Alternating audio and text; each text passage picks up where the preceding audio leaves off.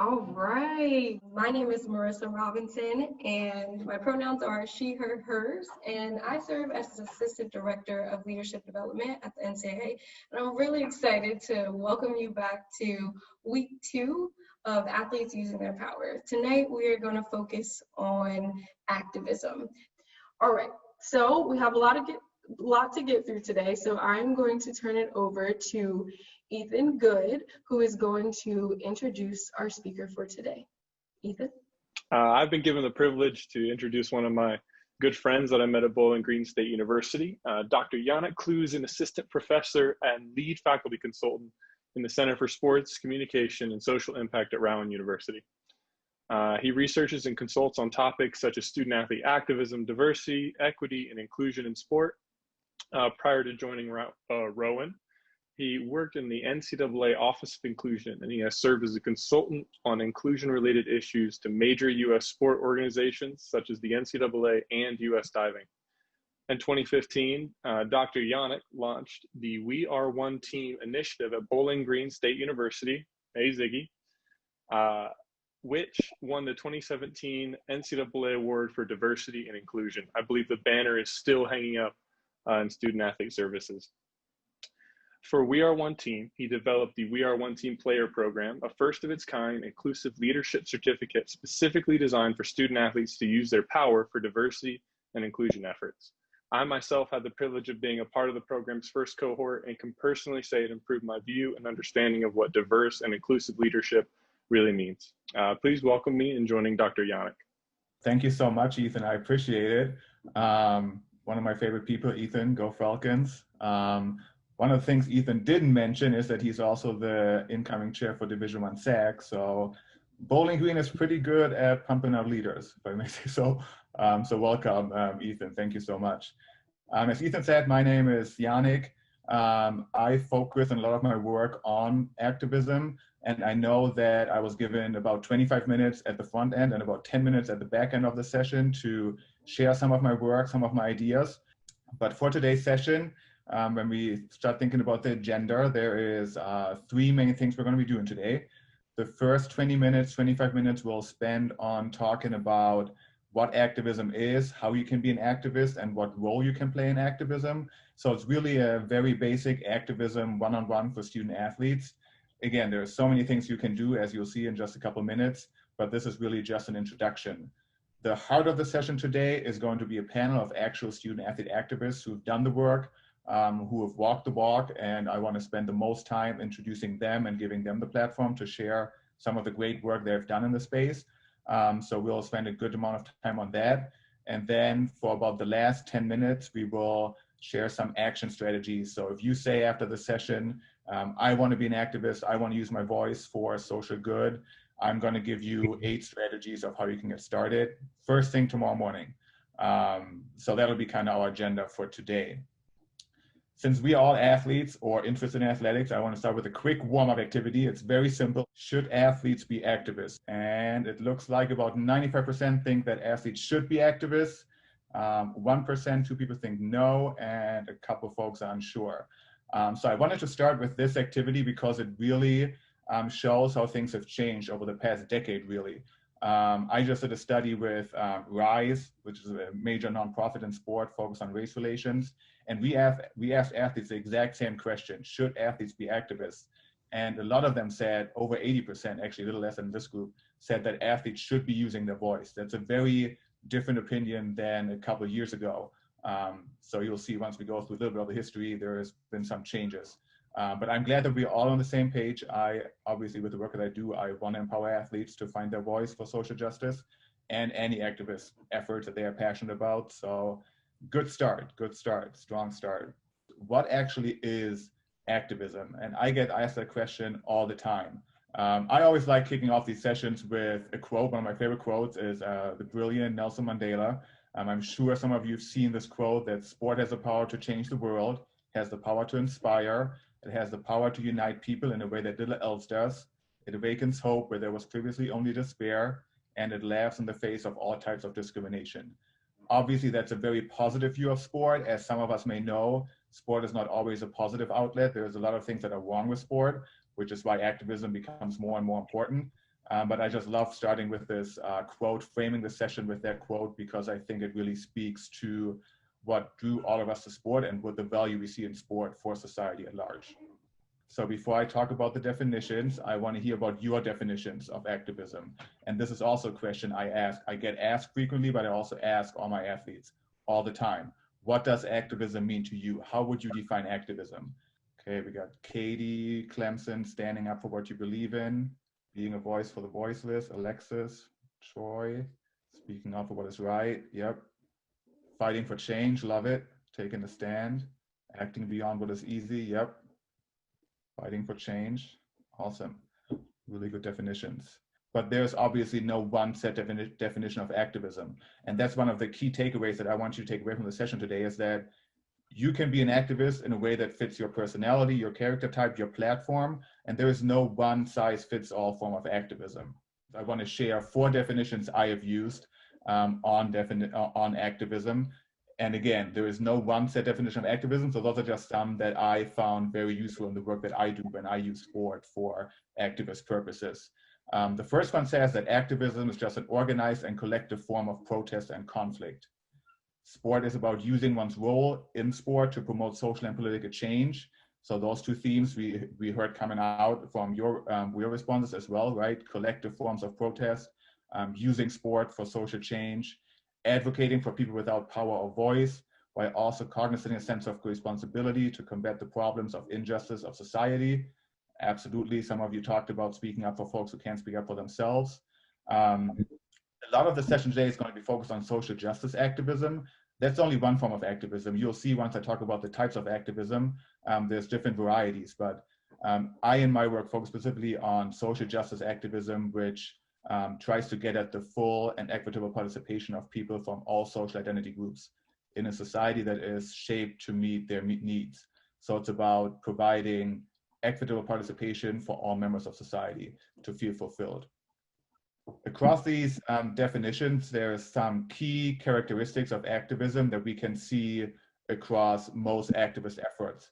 Most activism is action-oriented, so it's focused on action, on actively creating change. And again, some of your definitions perfectly spoke to that. It's aimed at disrupting oppressive systems, norms, and oppressive mental processes. One of our panelists is going to be talking about his activism with mental health stigma.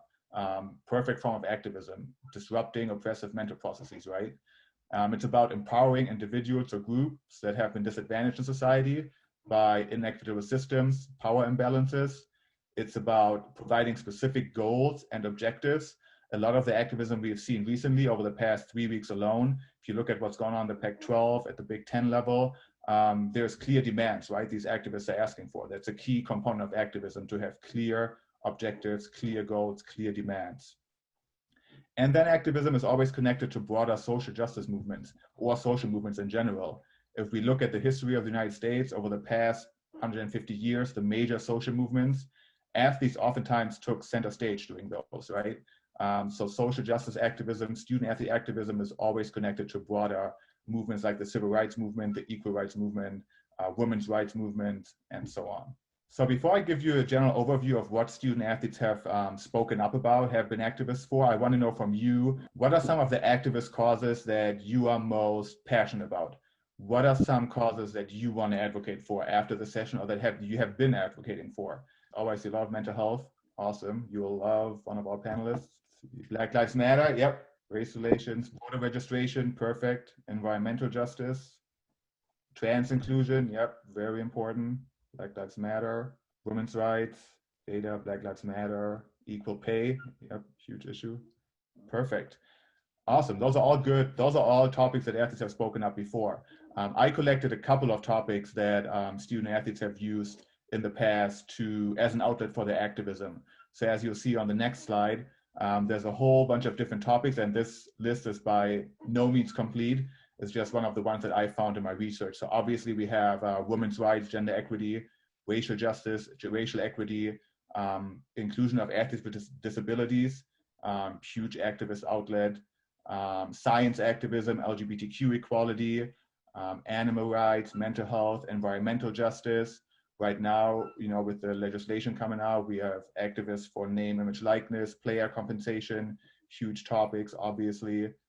Peace and anti-war movements, athletes have spoken up about, especially at the college level. So those are just a couple of topics that athletes have spoken up about. So that was a very brief section on how we can define activism, and it's perfectly fine if you have more questions than answers. The main takeaway again is that activism has many different forms. It's focused on action, action-oriented, and usually in line with social movements, social justice movements in society. So now you're probably wondering, okay, that's awesome. I have the definition down, check. How can I be an activist? And here I just want to share a couple of moments in the history of student athlete activism that have stood out over the past century, really. And I want to stress that this is at the college level, right? Which is why you won't see giants like Muhammad Ali or Billie Jean King on this slide, because I'm focusing on athletes at the college level. So we have athletes like UCLA's Lou Alcindor, now Kareem Abdul-Jabbar in 1960s, 70s at UCLA, very active in racial equity work, racial justice work, actually became one of the figureheads of the revolt of the Black athlete movement during that time, 60s, 70s. Similar things going on at the University of Washington in that top center picture. A group of football players were resisting their coaches, whom they perceived as racist, threatened with a boycott. We have the Syracuse 8, which was a group of, fun fact, not 8, but 9 athletes at Syracuse who also protested racial injustice. At the bottom left corner, you will see the Yale women's rowing team, which staged a protest and was one of the driving forces for defining Title IX, one of the landmark legislations for gender equity in education and American society at large. The center bottom picture, you'll see Toni Smith. She was a basketball player at Manhattanville College, and she turned her back on the flag to protest the Iraq War in 2003. Huge national discussion about that, major impact, similarly to what happened at Missouri in 2015, the last picture on the slide, where we had some of the Missouri football players boycott their football activities to get the president and the chancellor of the university removed over their lacking handling of racial injustice on campus. So those are just some of the defining moments in the activism history. Again, I actually wrote a 50-page paper about this, so I could talk a lot more about that, but I just want to give you a general sense of what type of activism we talk about when we talk about the history of activism. And that's really important because when you look at these forms of activism, you probably notice that a lot of those forms of activism are focused on protesting, resisting, physical forms of protest. What I'm actually finding in my research now over the past 5 years is that those definitions are changing. Activism doesn't just mean physical forms of protest, but it also relates to situational forms of protest, like founding organizations for the cause, being a mentor as a form of mentorship, of activism. And one of my favorite quotes from all my research project is that of one of my participants who was one of the first LGBTQ gay football players at the Division I level. And he said that my story is my activism. And I think that quote is so powerful that he said, just by me being an out and proud gay football player at the Division I level, I'm an activist just because of the visibility. So I wanted to share that. Just to get a better sense of what type of activism all of you have participated in, I want to share a second poll. What type of activism have you most participated in so far? We have public protests, which is what we talked about most of today so far. Leading or member of a student organization, mentorship, speaking up when I see or experience injustice, donating to organizations, posting on social media. Those are all different forms of activism. Perfect. And it looks like most of you are members or leaders of student organizations. Perfect way to be an activist, especially at the college level. Quite a few of you are speaking up when they see social justice. Perfect. Posting on social media. It's a huge one nowadays, right? Actually, a lot of the activist efforts I'm going to talk about in a second are using social media. So those are all good, good results. Awesome. So let's talk about some forms of activism. And I want to use this graphic, which was actually created by the Anti-Defamation League and adapted by Dr. Carter Francique in the Institute for the Study of Sports, Social Change, Society and Social Change, I believe, at San Jose State. Great center, you should check that out. They do some great work in the space. And I'm going to be using that model kind of as we go through the different forms of activism. So if you look at the first thing you can do, it's really about just educating yourself and others. That's a huge component of activism, to kind of know what you're talking about, right? You can't really be knowledgeable about a topic without knowing what you're talking about. So a major thing is to just educate yourself and seek opportunities to educate yourself and others. There's some really great organizations who can guide you in that work. For example, I mentioned RISE earlier. They partnered up with the America East Conference earlier this year to have a series on civic engagement. Just earlier this summer, I attended a sport and social change forum that was put on by the Muhammad Ali Center, one of the giants in athlete activism, right? If not the biggest giant in the history. And they had a whole forum, digital forum, virtual forum on activism and how we can mentor the next generation. So the good thing right now with COVID and everything is that a lot of those programs are going to be more accessible to you. So don't be afraid to seek them out, because education is the first step to activism. Next up, we have advocating for legislation. Again, as I said before, right now in this country, we have some student athletes who are speaking up on that topic. At the Big 10, Pac-12, advocating for legislation. We have the Division I SAC, who is proposing legislation to have no athletic activities on election day. Those are all forms of activism. You can also run for office. I didn't give any specific examples for that, but don't just think of office as I want to be a politician, but think of it as you could run for student government or something like that and gain some power on campus to drive the causes that you want to drive, the social causes. We talked a lot about demonstrating and protesting already just by looking at the history. Here, just two examples. On the left, we have the women's volleyball team at Swarthmore College outside Philadelphia, taking a knee during the national anthem. We've seen this a lot in recent weeks, obviously. A great example of protest demonstrations.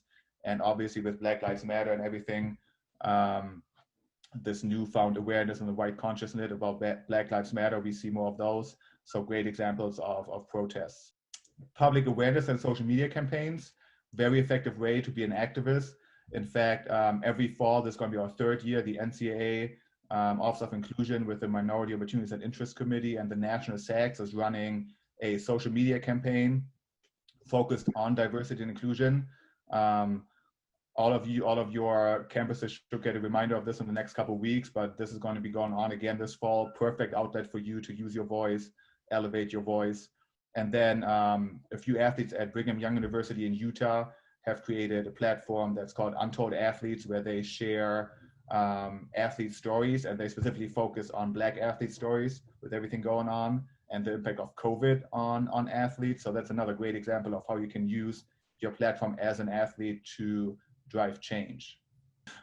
You can, research topics, create knowledge on these topics, attend conferences like the Black Student Athlete Summit that's hosted every January by UT Austin. Great outlet to learn about activism specifically and Black student experiences.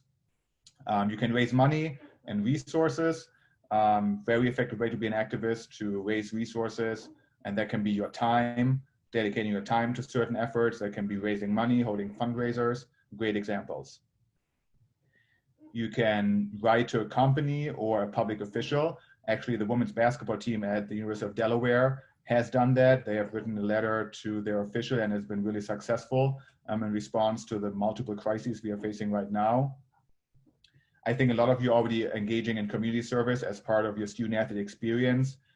Good way to be an activist, to give back to your community.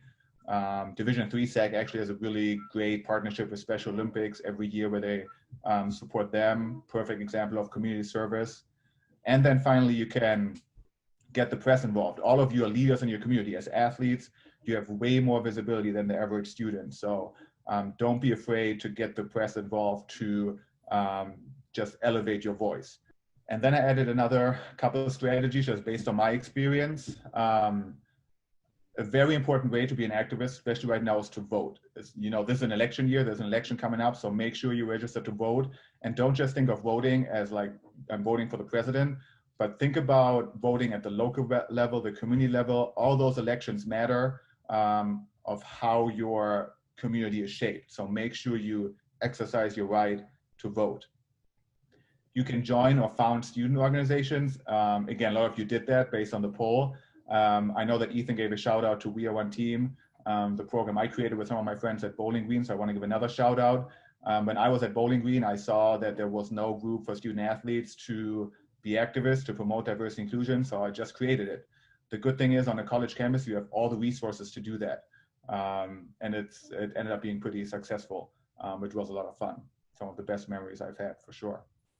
You can serve as a mentor, just teach the next generation, teach your teammates on activist causes, and you can support businesses that reflect your values. Or on the other hand, don't support businesses that don't reflect your values. Perfect. Awesome. So the last section, I promise I'll shut up in a second, but the last thing I want us to think about, we talked about the definitions of activism. We talked about ways to be an activist, and I want us to focus on, for these last 3 to 4 minutes, what can be your role in activism? And for me, for example, you may hear, I didn't grow up in the United States, I grew up in Germany, and I moved here about 8 years ago. And I would say right now I'm a pretty outspoken person in the activist space, but I haven't always been like that. When I first moved here, I was very quiet, kind of just observing to kind of get to know the local dynamics. And it really kind of makes me think that there is no one way to be an activist. I thought this was really helpful, just kind of finding my own voice. So it's really important to think about, you know, what are my strengths and how can I use them? There we have Rohit, healer, caregiver, visionary, weaver. Perfect, yep, perfect combinations.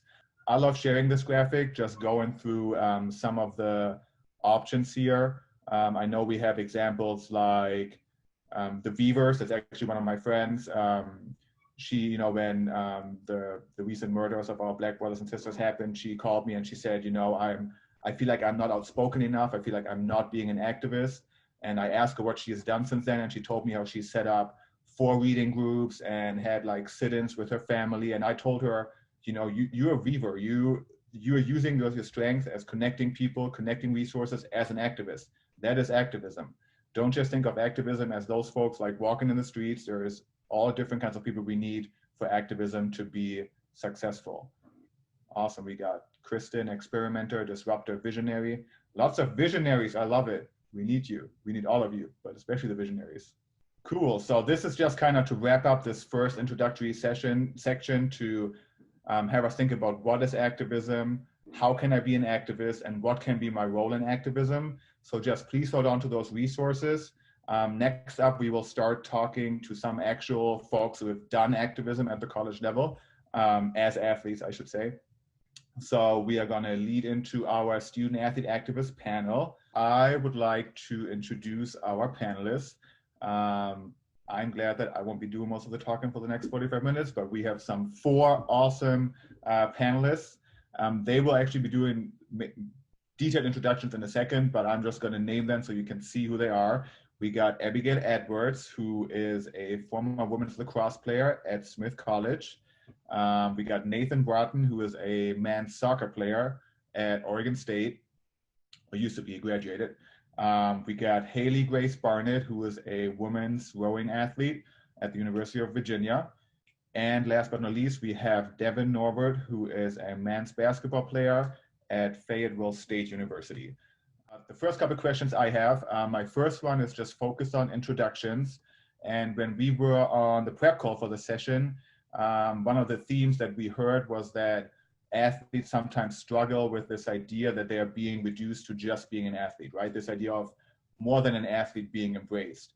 So kind of keeping that in mind to all of our panelists, can you give us a brief introduction who you are and what type of activism you are doing or you have done during your time as a college athlete? Abby, do you want to go first? Yeah, of course. Thank you, Yannick, for an awesome presentation. My name is Abigail Edwards. I am a former women's lacrosse player at Smith College, which is a Division III institution in Northampton, Massachusetts. I use she, her pronouns. in my time at Smith, I really came to learn that activism has many forms and is a lifelong process. And so for me, activism showed up both in the classroom, on the field, in my athletic department. And so some of the things I was able to engage in were that I designed my own major. And so my thesis really focused on racial health disparities and the effects of stress and discrimination on heart disease in young Black women. And that was activism showing up in the classroom for me. On the field, before every game, I knelt for the national anthem. And that was a form of activism for me. And then I was able to lead our sports committee for inclusion and diversity in my junior and senior years. And we were able to put on a conference for our athletic conference members and our Seven Sisters institutions on diversity and inclusion. Shout out to you who designed your own major. And so we were really able to bring in Tamika Catchings as a keynote speaker, and we also did a project similar to the one that you spoke about, Yannick, where we centered student athletes of color. We had an athletics multicultural program where we brought in athletic recruits of color and paid for them to stay and visit Smith. And so these are some ways that activism showed up for me. And activism is incredibly personal, being an Indian immigrant and a woman of color. And so again, activism has shown up in many forms and is a lifelong process to me and incredibly personal.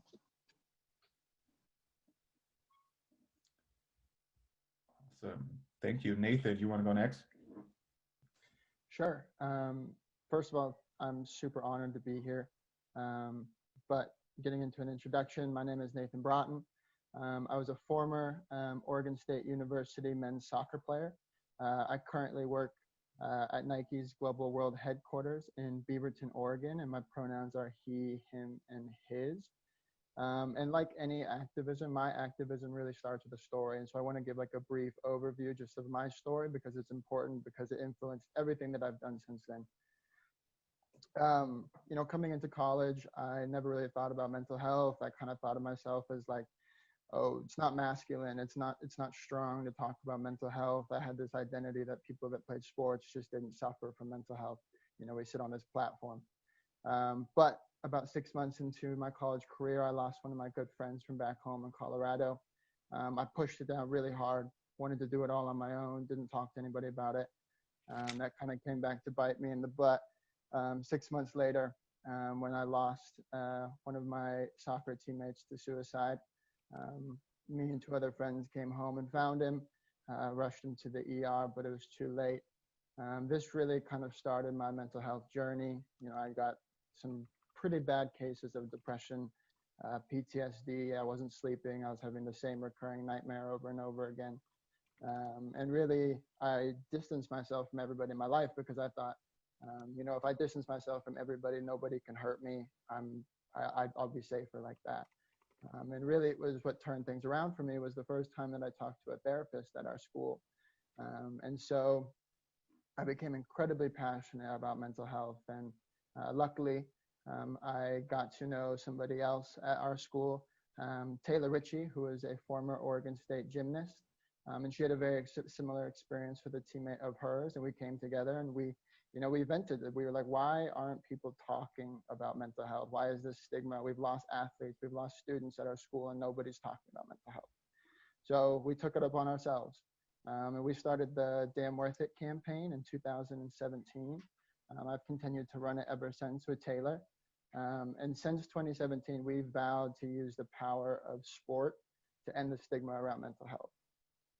We've been incredibly lucky to be in, you know, things like USA Today, Sports Illustrated 2 times, and we got an NBC Sports documentary done about us. And we were the first undergraduate students to receive a grant from the Pac-12 conference. And, you know, the more powerful part, even on top of all of that, was we got to use that grant to go and share our stories across the country and across the Pac-12 conference. We got to talk to tens of thousands of student athletes and staff across the country and through the Pac-12. And that was incredibly powerful because we got to really see the true power of your story and the true power of vulnerability.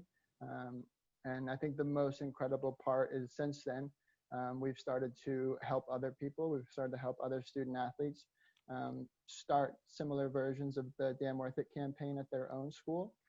So since then, we've helped 10 other schools start different versions of Damn Worth It on their own campus. And it's obviously a cause that I feel incredibly passionate about. And it's my form of activation, or my form of activism. Sorry, I was looking at the chat. The name of the organization is Damn Worth It. DAM, like the Beaver Dam, where the beavers at Oregon State, not the cuss word. And I messed that up a couple of times when I reached out to you. Yeah, totally. Awesome. Thank you, Nathan. Glad to have you here. Haley. Hi. Hey, everyone. I am Haley Barnett. I am a rising junior at the University of Virginia, and I'm on the women's rowing team. And I'm Mila Barnett. I'm also a rising junior, and I'm on the lacrosse team at UVA. So we're twins. So we are twin Division I athletes, and we started a platform called Athletes for Black Lives Matter.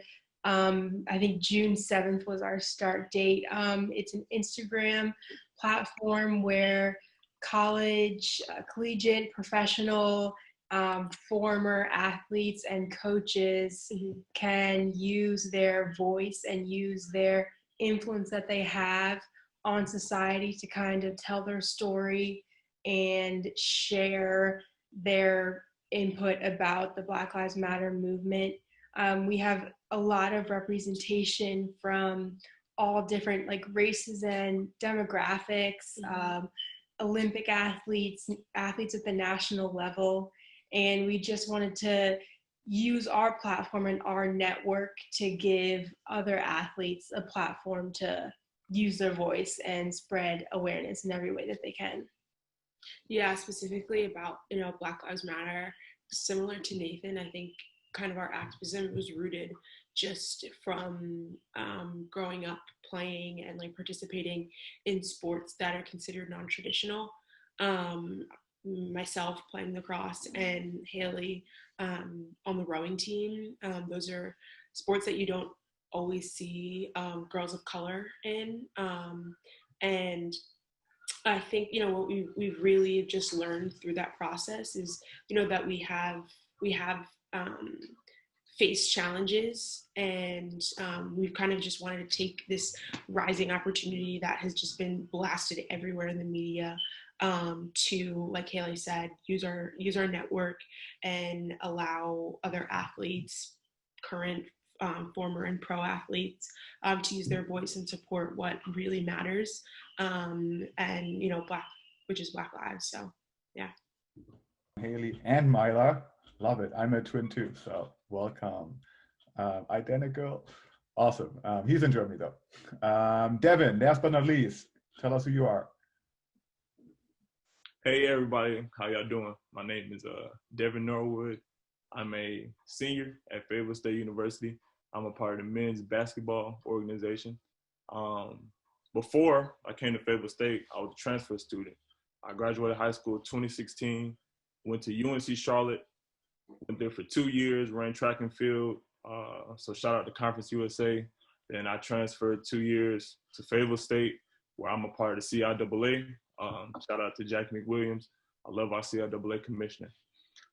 What got me started on my activism was growing up, I was a part of the Trayvon Martin era where I seen that tragedy happen.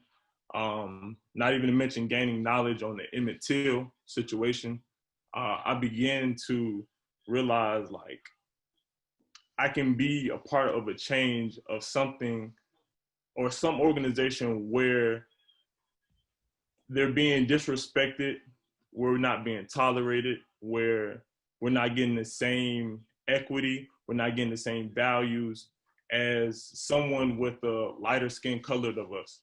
So I began to reach out to my mentors to ask them knowledge, what can I do to get out here, to be heard, to make sure voices are heard, to make sure things are being changed. And they told me to be myself. They told me to be myself, be the leader that I am, stand for what you believe in, and make sure that the group that watches me, or my community especially, make sure that they trust in me, because I know I have trust in them. So I started to take the streets. I went to public protesting. That's usually not your, that's usually a form of showing your interest in activism. But of course, we're in a pandemic right now, so that's not everybody's first choice, you know. So I went beyond front lines, and I went out there and I walked the streets, and I stayed out there for 6 to 7 hours. I had my sign, had my George Floyd sign. I was taking my knee. I had my right hand up, you know, little things where I feel like this is my first time ever just being on these streets and just publicly protesting. And the feeling was amazing. Like, you'll see all races just riding in your car, beep their horns, they'll wave at you, like they'll smile at you. And that feeling just doesn't even stop there. Cause I know I felt my heart, it felt overwhelmed. Like, wow, I'm really doing something. And just to have that tilt shift in the earth, a feeling of change, knowing that I did that little shake, I know, like, it doesn't just stop here. I got to keep making the world go around. And then it just doesn't start with me. It starts with my community. So that's just a little brief on my activism. I'm not going to keep talking your head off because I can go on forever, but that's it. Awesome. Thank you, Devin. Often when I research these things, I wrote my whole 350-page dissertation on the topic. And what I find when I talk to athlete activists, they often tell me about sort of like an activist awakening, or their motivations for why they became activists. Abby and Nathan, I think both of you have some really powerful stories that you agreed to share. So what motivated you to use your voice as a student athlete to become more involved in activism? Nathan, why don't you go first, and then we can have Abby go next. Yeah, of course. So, you know, I briefly mentioned it when I was giving my introduction, but I was incredibly frustrated. I was incredibly frustrated that there were experiences that student athletes were going through, that we had lost lives in our athletic department. We had lost lives across our university, and nobody was talking about it. If anything, people didn't want to talk about it at all, so they pushed it down. So I was incredibly frustrated. That was like a first thing, but then the second was personal experience. You know, realizing that mental health was an epidemic, realizing and having the experience of like talking with people and realizing that I'm not alone. And my mental health journey was incredibly traumatic for me, and it was incredibly, but I grew a lot. And one of the biggest things was realizing that I wasn't alone through it. Despite the fact that people didn't want to talk about it, I realized that my story and my vulnerability and my ability to connect using that story was huge. And I remember sharing my story with somebody that I didn't really know very well, and they were like, oh my gosh, like, you know, I went through something very similar, and like, you know, you're talking to me right now, and I've never told anybody this. I feel like I'm finally not alone. And it's moments like that where I realize that the power of a story, the power of vulnerability and openness about these things can create incredible connections. It can cause people to feel like they're not alone, and it can motivate and it can empower others. So, you know, realizing all of that for me was such an awakening moment of like, my voice and my story, not only is it powerful, but it can help others, it can inspire others. And, you know, I realized the best way to help myself was to help others. There's something incredibly healing about it. And that was really my activist awakening. Thank you, Nathan. I think that my activist awakening happened as a result of the transitions that I went through in life. I was born in India, and I immigrated here when I was 7, and then I grew up in New York City in immigrant neighborhoods, and then I went to a school in New York before I transferred to my Division III university in Northampton, Massachusetts. And I remember even the transition from playing lacrosse at a high school level to playing lacrosse at a college level. At my first Division II school, I was one of 2 people of color on my team. And then coming to Smith, I was one of few again. And Smith was a predominantly white institution. And for the first time in my life, I realized I was different. I realized that I didn't have the same experiences as a lot of the people around me. And that was really hard for me. And I remember the end of my sophomore year, our last game, it was a playoff game against a really competitive team in our conference. And I looked around and I was the darkest person on the field between all of our coaches, all of the refs, the entire team. And I remember feeling like this space wasn't for me. And having to come to that crossroads where I wanted to quit, and I sat in my coach's office at the end of our season after that game, and I said, this space isn't for me. And she told me that it's really messed up that I have to choose between doing something I love and feeling comfortable. And that choice isn't one that I think anyone should have to make. And I think that's when my advocacy started. I realized there was power in telling my story, power in sharing my experiences, and I wanted to give other people that space. I wanted to, my experience is mine, and I have a unique lens through which I view the world due to the intersection of my identities, but so do so many others. And so similar to Nathan, I think my activism is about using my voice and giving other people that voice and that platform. Very, very powerful, both of you. I also like that both of you kind of talked about, receiving support, mentorship. In fact, none of us obviously are effective change agents just by ourselves, right? We need other people in this work. Some of our student athletes today on the session, they have, talked about mentorship and support before. Haley and Mila and Devin, what sources of support have informed your activism? Who has kind of served as a mentor in this work that you're doing? Okay, so I'd say that our main source of support has probably been our parents in this process. So our mom actually had this idea for us to use our platform and start this account. Both of our parents were athletes. Our mom was a classical ballet dancer, and our dad played football in the NFL on the Eagles and the Miami Dolphins. So he also submitted a video, if you guys want to take a look at that after the call. But yeah, they supported us fully in this Go Birds. They supported us fully in this platform. And as far as the rowing team at UVA, I've got a lot of support from them as well, teammates, coaches, and just to piggyback off of that, it's definitely our mom's kind of brainchild. She has really encouraged us to do this. She was on the way to a march in Washington, D.C. when she called us and was like, I really think that Athletes for Black Lives Matter has a ring to it, and just go ahead and capitalize on this to see where it goes. And we've been, we've been really, really grateful for the support that we've had. We've had the newspaper article in Charlottesville called the Daily Progress. They wanted to do an article on us, which was so exciting. As far as my team, I've always just, kind of gotten, neutral support from them, from my coaches. I was really excited to have, we're really excited to have the UVA men's lacrosse coach. So they're the reigning national championships, which was really, really awesome. He had some really great words and a very powerful statement. So, yeah.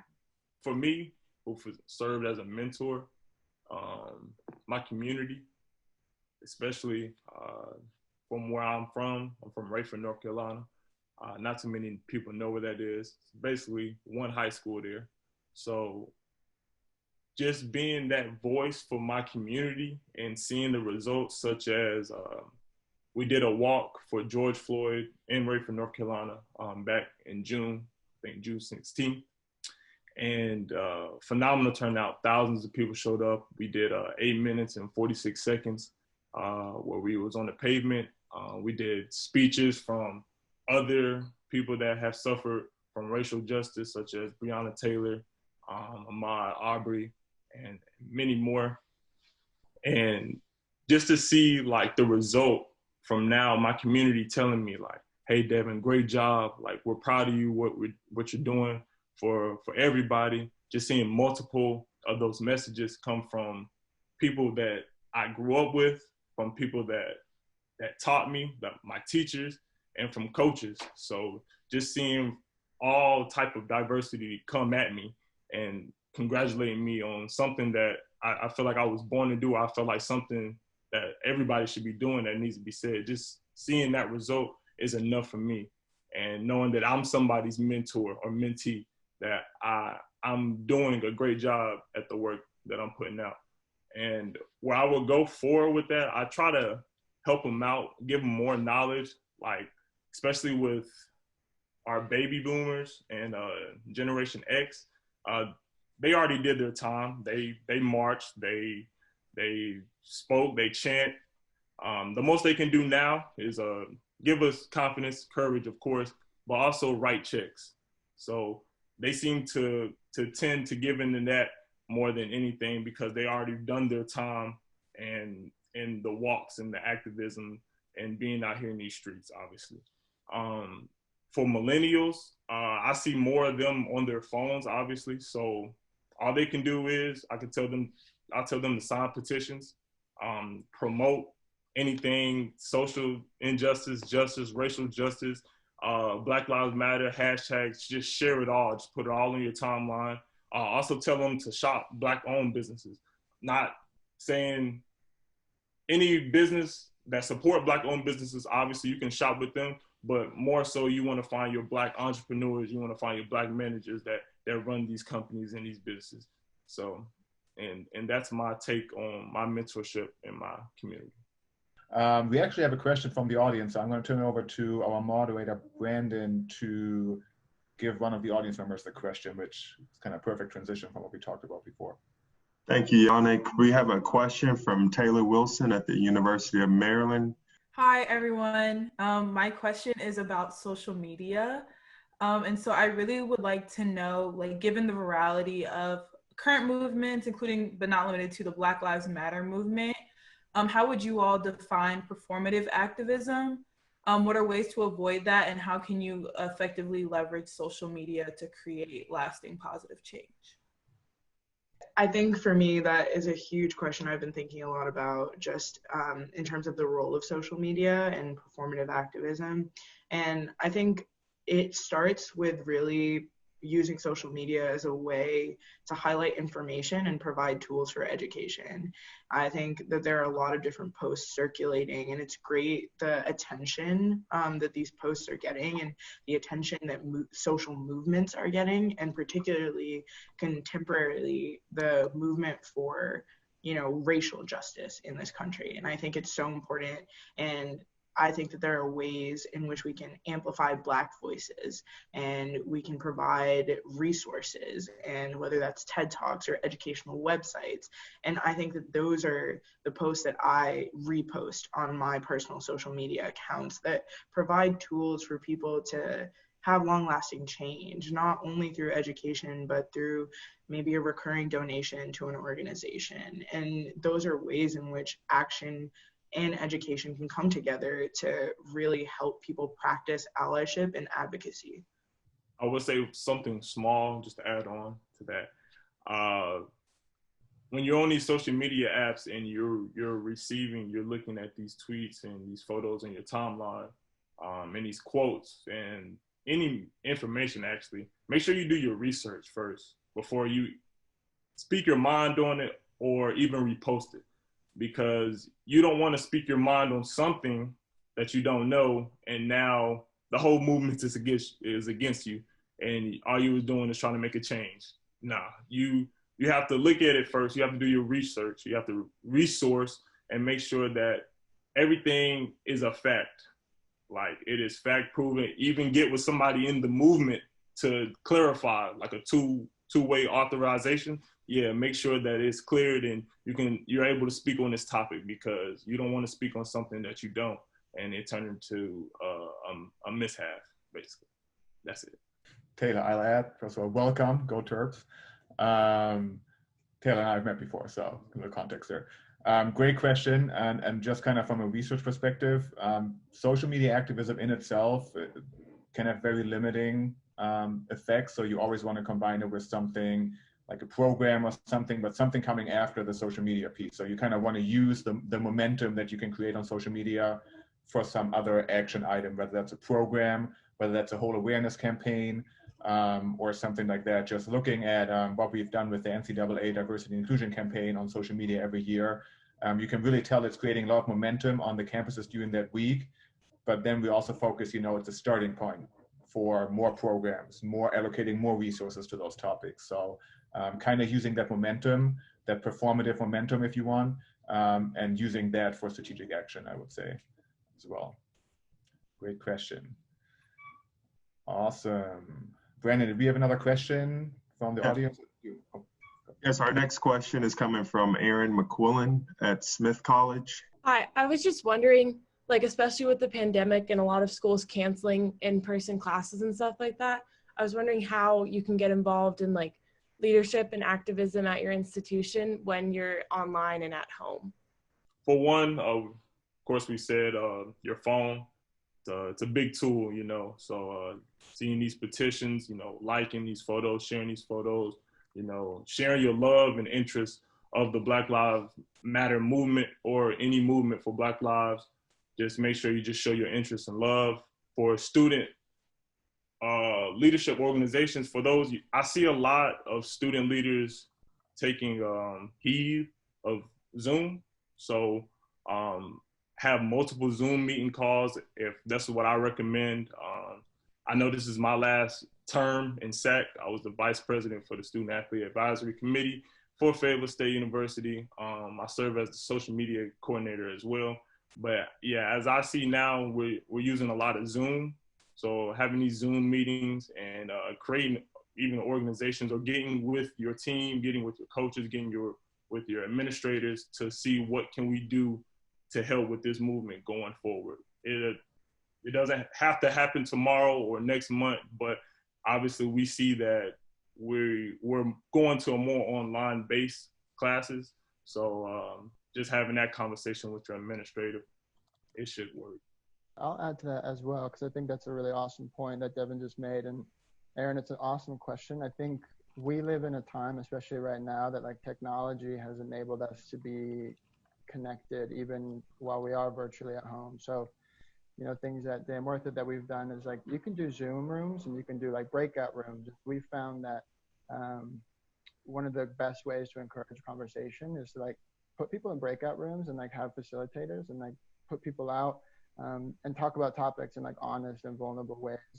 There's also a ton of things that you can do with like, we started Damn Worth It pretty much virtually. Like we did it all through Box or like Google Drive. There's a lot of different ways that you can continue to do these things. And it's kind of about getting creative.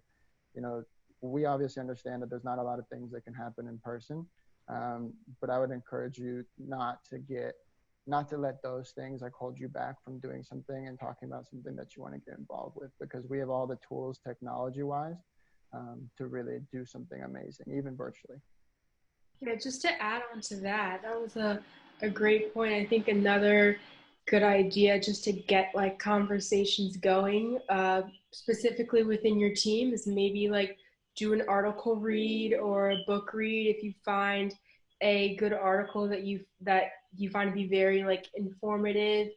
Talk to people on your team and like have a mini little discussion about it, because a lot of the time people are like, where do I start with educating myself? Where do I start talking to people about what I'm passionate about, all of these topics. So there's so many articles out there. There's so many resources. Technology, it has become a huge tool in all of this. So just a way to get the conversation going and to get people to think about it and talk about it is like an article read or a book read or something along the lines of that. Just to add in a little small point, since you're Smithy, you can join our Smith College Sports Committee for Inclusion and Diversity, and certain campus SACs are starting their own diversity and inclusion subcommittees. And if that's not necessarily happening on your campus, you can start a subcommittee on your SAC to kind of focus on these inclusion, diversity, and equity issues. And student programming is still going on, even though classes are remote. So really take advantage of what's offered on your campus, what's offered by the NCAA Office of Inclusion, and things like that. Thank you, everybody. I want to ask the next question. I know we're getting a lot of questions, which is great, but I want to make sure we get this next one in. Oftentimes when I talk to athlete activists, especially at the college level, they tell me about some of the challenges they face, some of the barriers they face to activism. So they would say that I don't have time, or as athletes, we're kind of isolated on campus. There's a stigma attached to speaking up in certain contexts. My team is not supportive. My coach is not supportive. Those are some of the barriers. For you on the panel, what are some of the challenges that you face in your activism, some of the resistance maybe you've faced, and more importantly, how have you overcome that, or how have you negotiated that resistance? Maybe from coaches, from admin, from teammates, what are some challenges you've faced? Yeah, I can jump in. I think, especially with mental health, but with anything that has a stigma or a negative connotation about it, it's hard to talk about. It's super hard to talk about. And it's hard for other people to kind of sometimes buy in. And so when I was introducing Damn Worth It and all the things that we've done, I think it all sounds really great. But we hit a lot of road bumps as well. We had schools that refused to let us come out to their campus because they didn't want undergraduates talking about mental health. They thought it would be damaging. They thought that it wouldn't be beneficial for their student athletes. We had people that sent us some pretty nasty emails talking about why people are talking about mental health, and why talking about especially suicide and suicide prevention was not something that we should be talking about on college campuses. And so, the realization there for us, and the reason why we kept pushing, is like, people aren't going to push back that hard unless you are doing change. Like, by definition, if you're changing something, like, it's going to be hard, there's going to be resistance. And so what we realized was, people pushing back and people, not necessarily buying in right away was actually a sign that we were making a difference and that we were actually encouraging change. The other thing was sharing my story and vulnerability, especially to thousands of people, was really hard. Sharing it to those closer to me was even harder. So what I realized was taking control of my story. Like, when I shared my story, like, I took control over my story, and my story didn't have control over me. When I kept my story in, the only person that it benefited or hurt was myself. And what I realized was, when I shared that out loud, not only did I take control over my story, but it also got the ability to help others, make others feel like they're not alone. And so those were just some of the barriers that kind of came up while we were talking about mental health and my specific form of activism. Barriers that I've seen people face, especially if you're a student athlete and, your coaches are not really 110% like supportive of your decisions or what you're doing, do you, listen to your coach and stop doing what you're doing and think maybe he's right? Or B, not listen to your coach and be like, I'm doing this for myself. I feel like this is right. I feel like I'm a voice that is being heard and I'm making changes each and every day. See, that's where me personally, I would choose B, because I'm not doing it for my coach to be happy. My coach got me for these 4-5 years, and then he's going to replace me. And me knowing this is lifelong. Like, it doesn't just start here and end here. Like, once you have found your voice and once you start using it, it carries on forever. It doesn't just stop. You don't just suddenly be quiet. And if you be quiet, then you're just standing behind the scenes watching, just like some of these people out here today, as you see. They're not speaking up about these social problems, these issues, because they're probably uncomfortable or they don't have the knowledge.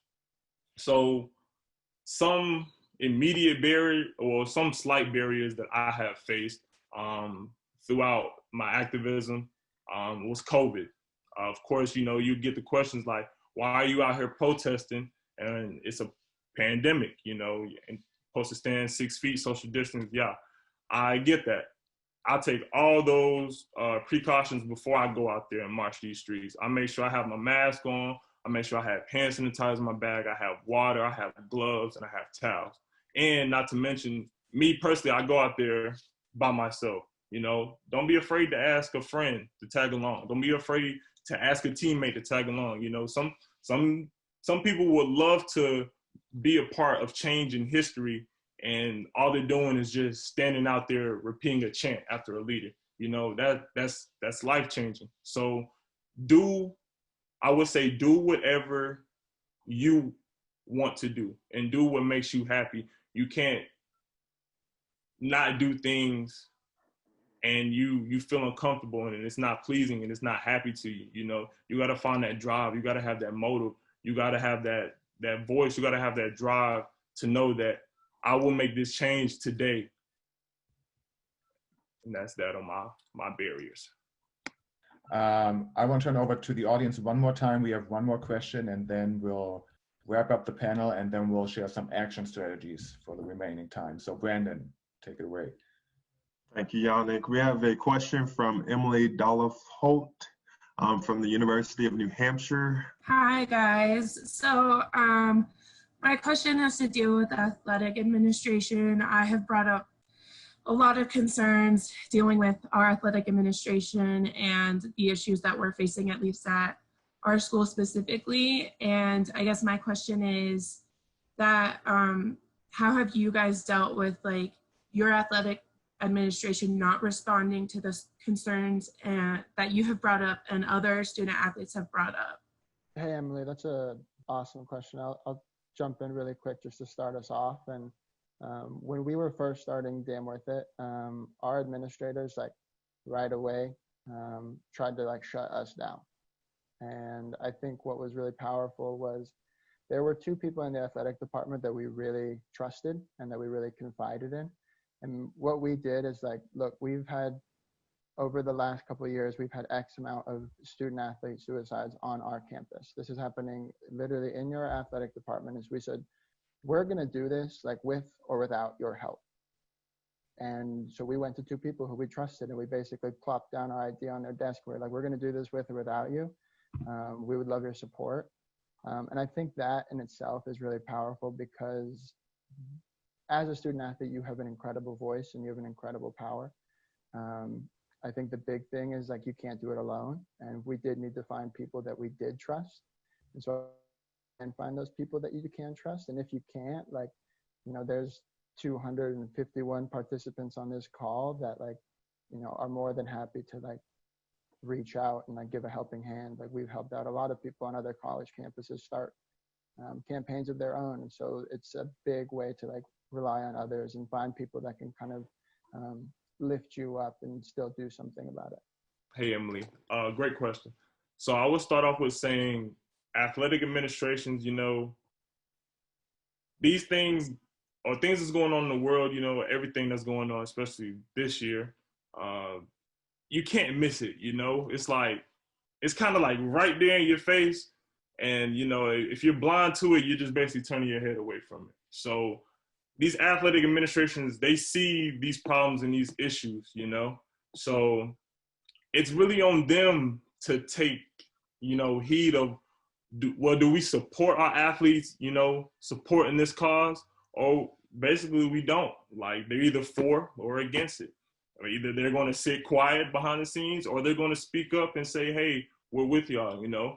With me going to a historically Black college or university, you know, our athletic administration were very helpful for me. You know, they reached out to me, they emailed me, not yet alone our CIAA commissioner, you know, she reaches out to me and asking me if I need anything. So, you know, that support, it goes a long way. So with that being said, you know, it's all about the voice too as well. I realized that our Instagram page, you know, it's not a big idea, you know. We just got verified on Instagram. We got a check, all because of a Greek page called Watch the Yard, you know. They have a big social media platform. I think they have over millions of followers or thousands of followers. And they basically said that we need these Division 1, Division 2, and Division 3 schools verified on Instagram. And they sure enough had 71 schools verified on Instagram. So it's just the little things that you do to see the maximum result, you know?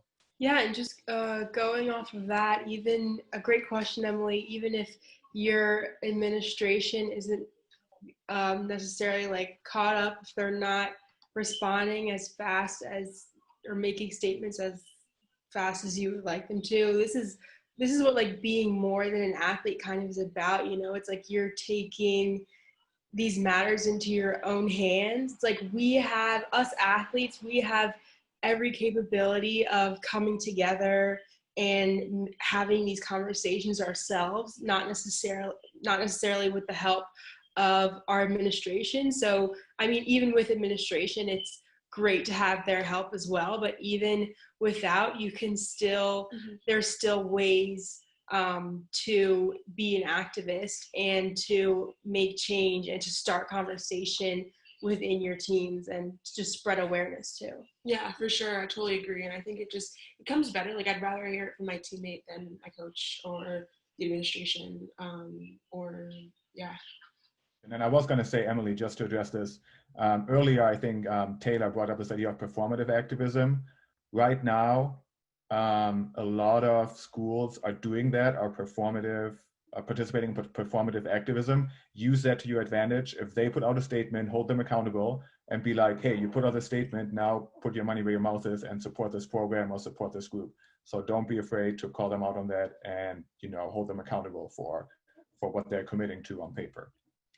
Awesome. So for the final question, and panelists said this has to be a 20 to 30-second responses, but I want each of you, kind of as we guide into the action strategies, just share a final lesson learned with all the panelists. So what is one thing that you wish you would have known when you started engaging in the activist space that you want to share with the audience? And Abby, you'll go first. Sorry, because I skipped you on this last one. No worries. The one thing I'd say that has really stuck with me is that a revolution has many lanes. Use every opportunity you can to speak up, use your voice, use your platform, and learn from everyone around you. I've been taking notes this entire panel just because of the voices here.